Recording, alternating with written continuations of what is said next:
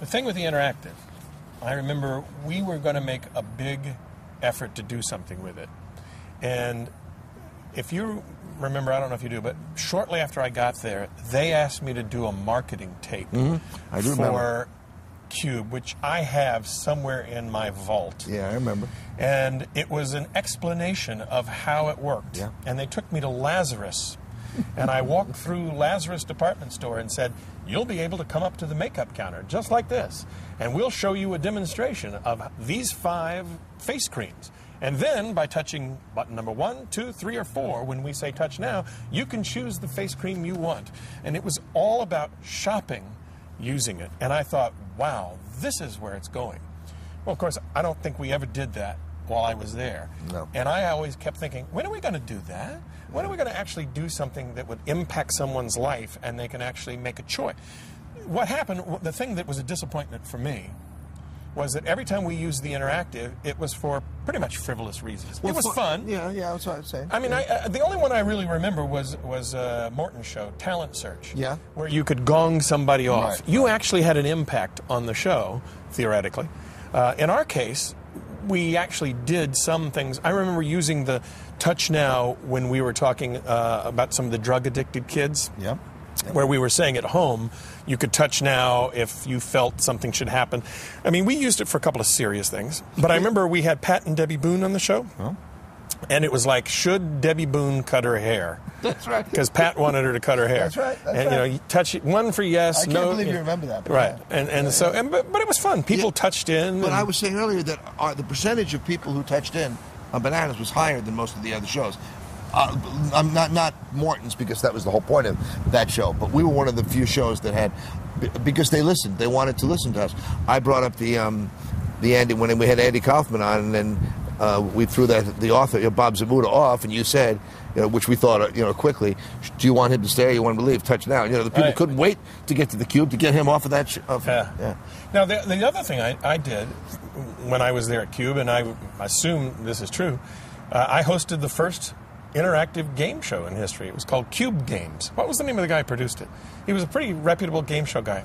The name just went out of my head. Steve Carlin. But there was also somebody else. Shoot, I'll think of it. But remember where? But I remember, if my memory serves me, and I was nervous as I could be, because I remember Mike, Dan, everybody was in the other room watching, including Ted Ashley Famous, and I think Roger Mudd or Walter Cronkite or somebody was in it, because this was the world's first interactive game show called Qube Games. What was the one with Bill Cullen? How do you like your eggs? Yeah, but that was a pilot.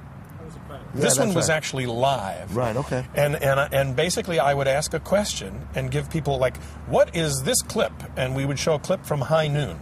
And then we would say, was that from High Noon? Was it from Clementine? The Good, the Bad, the Ugly? And people would touch in. And then at the end of it, I would say, well, guess what?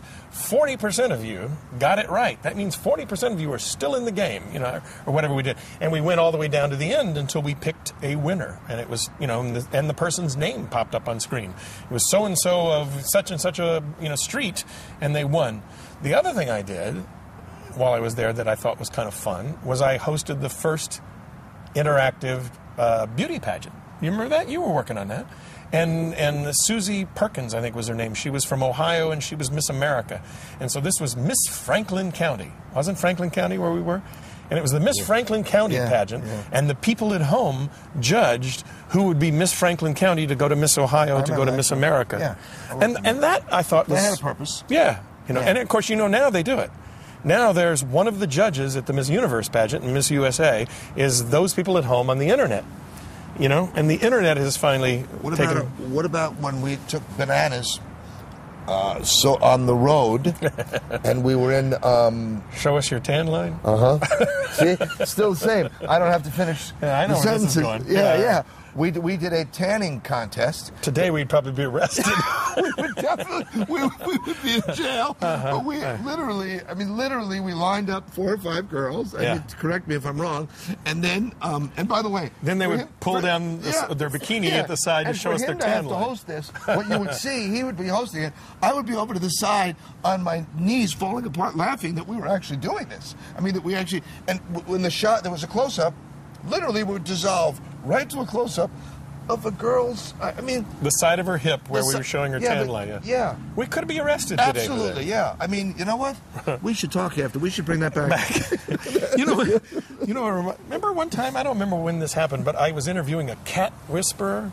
She called herself a cat therapist, but she could you would tell her what was wrong with your cats, and she would tell you what their behavioral problem was, and she was about 12 pounds wet, and I was interviewing her, and you were holding cue cards off, and what she didn't tell me was the girl. There was always me and an expert and two kids, and the girl was a 14-year-old girl in her cat named Pussy. Yeah, right. Yeah. Oh, and you did that on purpose, just to make me laugh. Let me tell a quick one too.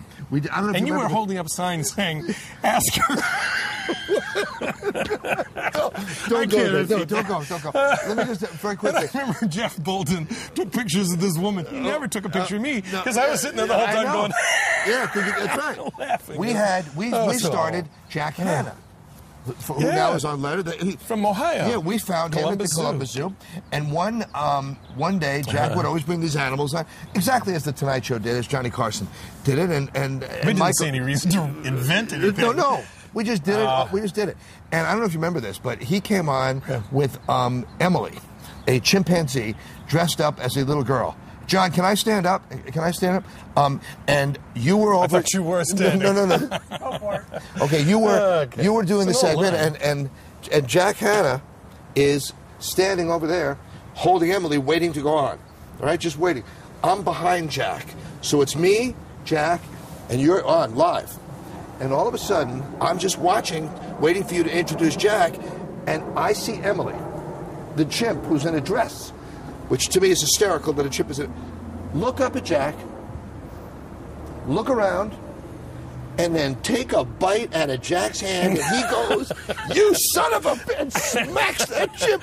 Now, what made that funny was that the chimp was dressed like a girl, so it looked like he was beating up this little girl. I will never forget it. And he said to me later, "You sometimes have to do that." I mean, because he smacked that chimp. Which, unfortunately, I don't think you can do that today. I don't think they would stand for that today. But I will never forget Emily just looking around like, thinking, I'm going to bite him. And he bit, that Emily bit Jack's hand. Oh, while you were telling that, it reminded me that one of the things that I always thought you did for your own edification, whether the kids got it or not, here we go, was that you brought on all your childhood idols to the show. Yeah. And at the time, I thought, well, this is cool. I like these people, too. And now, of course, I cherish my picture with Lou Anderson, Clarabelle the Clown.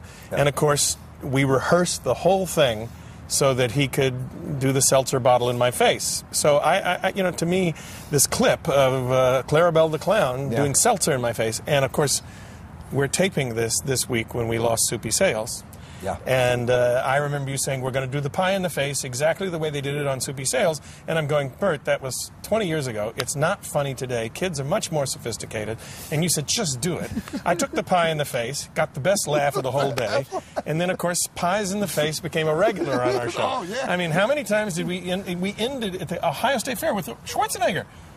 That's right. Schwarzenegger, at the very end of the thing, Arnold Schwarzenegger comes up and says, "Michael, I enjoyed the show." Yeah. He does a pie in my face, and then I did a pie in his face. Yeah. It never got old. No, we did all that stuff, which was great. Great fun. Well, you did it. You could have said no. you could have said no, but it was fun, and of course the kids loved it. Well, they loved pie it. Pie in the face always works. Well, you looked you always looked. Everything was always in order, You always looked perfect. So anytime we could screw you up, we'd screw you up. Seltzer, pies, whatever it was. It was, and the kids loved the idea that you were getting messed up. They loved you. They loved it. They loved you. We did the pie in the face. We did the seltzer bottles. How many times did we do pratfalls? Do you remember there was a little pond outside of our studio? It was a fountain. Yeah, fountain. And we put a canoe in the fountain. Yep. And you stood there, and right before we I was going to stand in there and say we're going to talk about boating safety today, because we really were going to talk about boating safety. Right. But you said to me, and by the way, just as you say, today on Columbus Goes Bananas, I'm going to rock this boat. You're going to fall in the water, and you're going to like it.